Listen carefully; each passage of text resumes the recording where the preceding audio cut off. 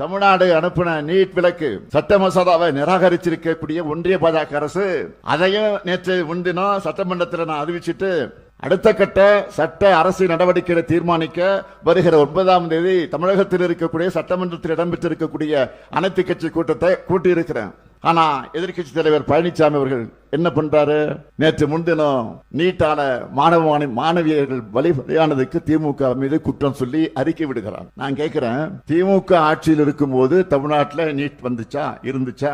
இல்ல. தலைவர் கலைஞர் முதலமைச்சராக இருந்தவரை நீட் கிடையாது. இவ்வளவு அம்மையார் ஜெயலலிதா இருந்தவரை கூட நீட்டை தமிழ்நாட்டுக்குள் அனுமதிக்கல. அவர் மறைவுக்கு பிறகுதான் ஓ பன்னீர்செல்வமும் எடப்பாடி பழனிசாமியும் பாஜகவுக்கு பாதம் தாங்கிகளாக இருந்து இதை அனுமதிச்சாங்க. இதுதான் உண்மை. இப்ப கேட்கிறேன், நீங்க அப்பா ஆதரிச்சிட்டீங்க, அனுமதிச்சிட்டீங்க, அதை விட்டுருவோம். இப்ப நான் கேட்கறது, கூட்டணியில இருந்தப்பவும் கூட்டணியில தேர்தலை சந்திச்சப்பவும் நீட் விலக்கு வேணும்னு ஏன் நீங்க பாஜக கிட்ட நிபந்தனை விதிக்கல? ஆனா நம்ம காங்கிரஸ் கட்சியுடைய தலைவர் ராகுல் காந்தி அவர்கள் மூலமா இந்தியா கூட்டணி ஆட்சிக்கு வந்தா தெளிவா சொன்னார், நீட்டை விரும்பாத மாநிலங்களுக்கு விலக்கு அளிக்கப்படும் என்று தேர்தல் உறுதிமொழியை தந்தார். சொல்ல வச்சோம், நாங்க சொல்ல வச்சோம்.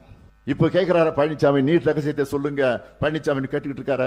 இந்தியா கூட்டணி ஆட்சி மட்டும் ஒன்றியத்தில் அமைஞ்சிருந்தா நிச்சயம் நீட் விலக்கு நிறைவேறி இருக்கும். மாண்புமிகு எதிர்க்கட்சி தலைவர் எடப்பாடி பழனிசாமி அவர்களே, பாஜக கூட கூட்டணி இருக்கு இல்லன்னு மாத்தி மாத்தி பேசுற உங்களுக்கு நான் இந்த மேடையிலிருந்து சவால் விடுறேன். தமிழ்நாட்டு மாணவ செல்வங்கள் மீது உங்களுக்கு துளியாவது அக்கறை இருந்தா பாஜக கூட்டணிக்கு போறதுக்கு முன்னாடி நீட் விலக்கு தந்தாதான் கூட்டணின்னு வெளிப்படையா அறிவிக்க தயாரா?